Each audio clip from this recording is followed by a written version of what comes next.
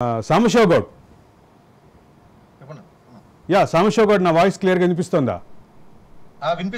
Yeah, ఒక పక్క మంత్రి, మరో పక్క స్టీఫెన్ రవీంద్ర, వీళ్ళిద్దరిపైనే ఆరోపణలు వస్తున్నాయి.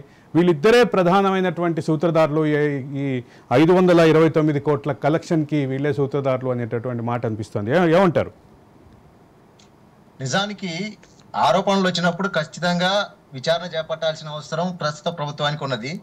నిజంగా ఇవాళ మన తెలంగాణ ప్రభుత్వం గత ప్రభుత్వాన్ని ఒకసారి చూస్తే వాళ్ళ దోపిడీకి ఇంతకు ముందు చెప్పినట్టుగా వాళ్ళ దోపిడీకి అడ్డు అదుపు లేకుండా పోయింది. ఎక్కడ దొరికితే అక్కడ దోచుకునే పరిస్థితి కనిపించింది.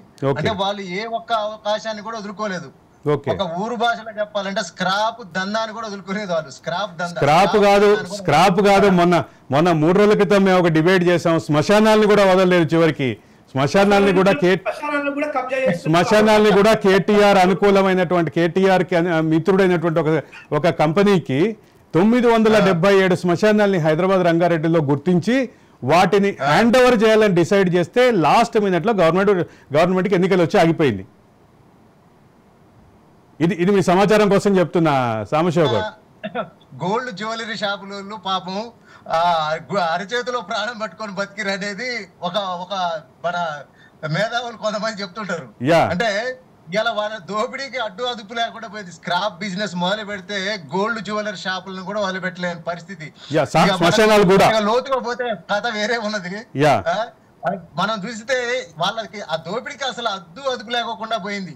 ఇవాళ అందుకే భారతదేశంలో సెకండ్ రిచెస్ట్ పార్టీగా ఇవాళ మనకు వెలుగులోకి రావడం జరిగింది.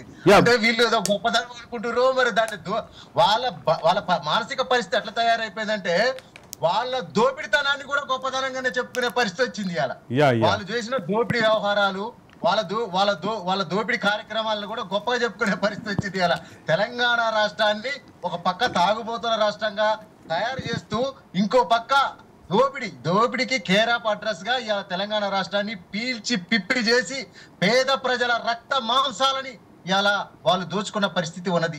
నిజానికి తెలంగాణ సాధించుకున్నాక 1200 మంది అమరవీరుల ఆత్మ బలిదానాల పైన కుర్చీ వేసుకొని కూర్చొని తెలంగాణను అభివృద్ధి చేస్తానని చెప్పిన ముఖ్యమంత్రి ఇవాళ ఏం చేసిండో మనందరికీ తెలుసు. తెలంగాణని ఎక్కడ దొరికితే అక్కడ చెరుకు పిప్పి రసం, మనం చెరుకు విషయంలో చూస్తాం.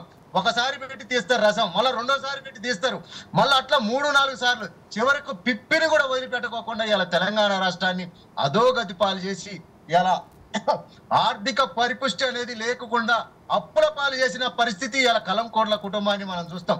నిజానికి ఇలా మన అదృష్టం బాగుండి ఇప్పుడు ఈ 3వ ఓడిపోయారు. మూడోసారి కూడా గెలిచి ఉన్నట్టయితే ఇలా మన పరిస్థితి చాలా దారుణమైన పరిస్థితిగా ఉండే కానీ ప్రజలు సరైన తీర్పు ఇచ్చిర్రు. ఆ తీర్పు వల్ల ఇలా ప్రజలు మనం చూస్తున్నాం. ఇలా ఇచ్చిన తీర్పు వల్ల ఇలా రాష్ట్రం మళ్ళొక్కసారి పునర్నిర్మాణం దిశగా మనం పోయే పరిస్థితి కనపడుతున్నది. కానీ నిజంగా ఇవాళ ప్రజలు ఇలాంటి తీర్పు ఇవ్వకపోతే ఇవాళ బొందరగడ్డ తెలంగాణను మనం చూసే పరిస్థితి వచ్చిండే.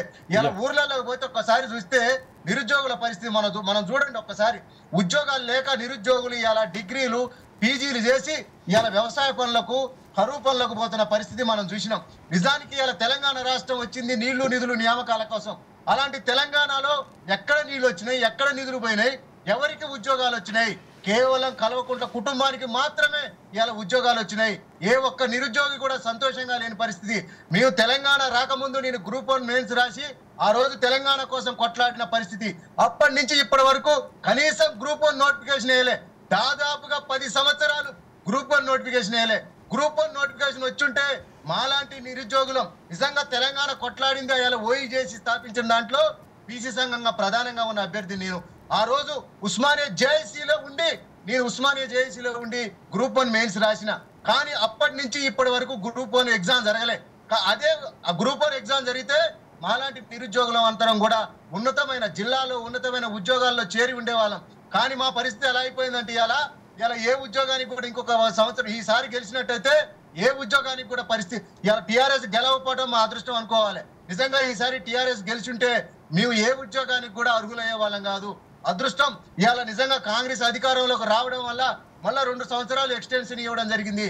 దానివల్ల ఇవాళ చాలా మంది సీనియర్ కావచ్చు తెలంగాణ సాంబశివ చాలా మంది కూడా మళ్ళీ గ్రూప్ 1 గ్రూప్ 2 తదితర ఉద్యోగాలు మళ్ళీ సాధించవచ్చు అనే ఒక ఆశ ఇలా నిరుద్యోగుల జీవితాల్లో ముఖాలలో కనపడుతున్న పరిస్థితి నిజంగా చూసినట్టయితే ఇలా తెలంగాణ అప్పుల కుప్పగా మార్చిరు విడిపోయేటప్పుడు ఉన్న పరిస్థితి మనం ఆర్థిక పరిస్థితిని చూస్తే ఇలా మనం చూస్తే అప్పుల కుప్పగా మార్చి ఇలా ప్రగతి భవన్ నుంచి బయటకు రాని ముఖ్యమంత్రి కనీసం శాసనసభలో కూర్చొని పరిస్థితి కూడా లేకోకుండా పోయింది. ప్రతిపక్ష నేత అంటే ఇలా ప్రజల పక్షాన ఉండి కొట్లాడాల్సిన ఒక ప్రతిపక్ష లీడరు ఇలా ఫామ్ హౌస్ లో వండుకుండు కనీసం సమాధానం చెప్పలేని పరిస్థితిలో ఇలా మాజీ ముఖ్యమంత్రి ఉండంటే ఎంపీ ఎలక్షన్ డిపాజిట్లు గల్లంతు చేయాలి. వీళ్ళని ఎక్కడ కూడా కనపడుకోకుండా చేయాలి. బీఆర్ఎస్ పార్టీ ఖచ్చితంగా గుణప